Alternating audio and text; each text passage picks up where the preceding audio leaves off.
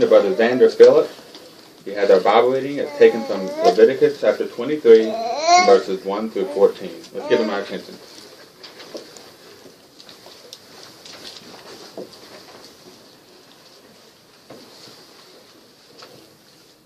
Jehovah continued speaking to Moses, saying, "Speak to the Israelites and tell them, the seasonal festivals of Jehovah that you should proclaim are holy conventions.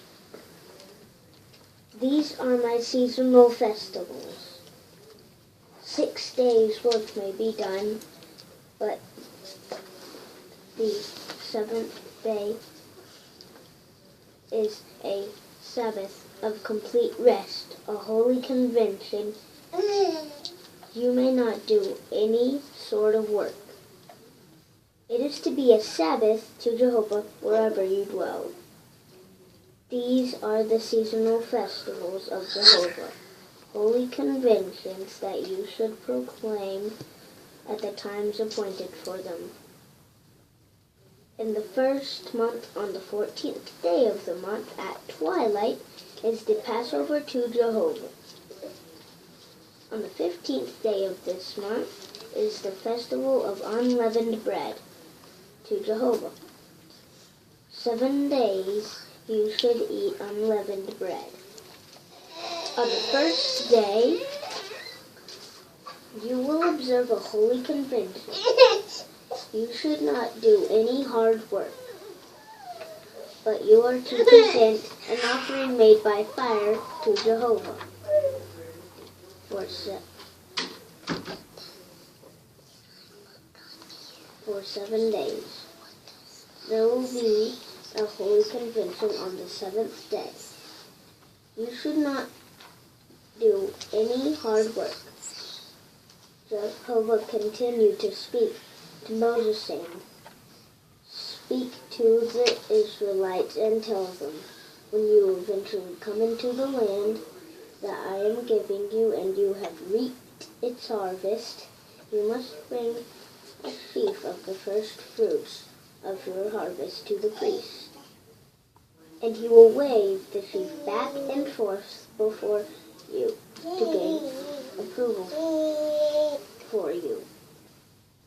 The priest should wave it on the day after the Sabbath. On the day you have the sheaf waved, you must offer a sound young ram in its first year as a burnt offering to Jehovah. Its grain offering will be 2/10 of an ephah of fine flour mixed with oil as an offering made by fire to Jehovah, a pleasing aroma. Its drink offering will be 1/4 of a hin of wine. You must not eat any bread, roasted grain, or new grain until this day, until you bring the offering of your God. It is a lasting statute for all your generations, wherever you dwell."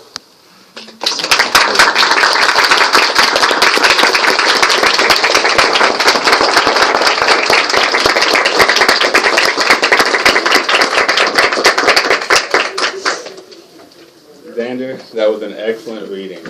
You're 8 years old, right? Yeah. 8? Wow, that was awesome.